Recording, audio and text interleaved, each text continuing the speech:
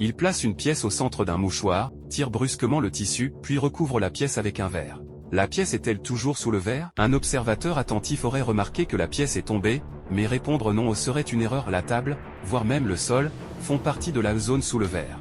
Jacques s'approche et aperçoit la pièce par terre, prêt à donner sa réponse, quand soudain il remarque un tiroir, et si une autre pièce y était cachée? Il se penche pour vérifier, mais John l'en empêche.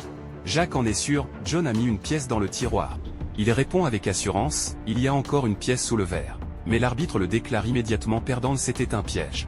John a exploité la méfiance de Jacques pour remporter la première manche, ce qui met Jacques hors de lui. Jacques lève la main droite pour activer son pouvoir, la température de la pièce chute brutalement.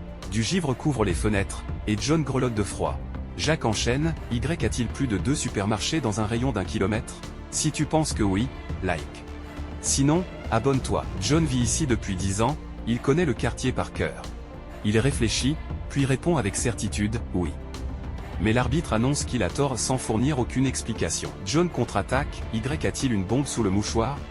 Jacques vérifie le tiroir et le sol, ne trouve rien, et répond fermement, non.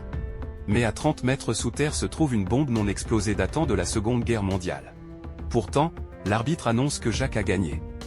John est sous le choc, la bombe est indétectable. L'aurait-il déplacée? Il ouvre aussitôt son ordinateur et remarque que l'alimentation est passée du secteur à la batterie. Il enflamme un journal et le jette dans une corbeille pour créer une épaisse fumée.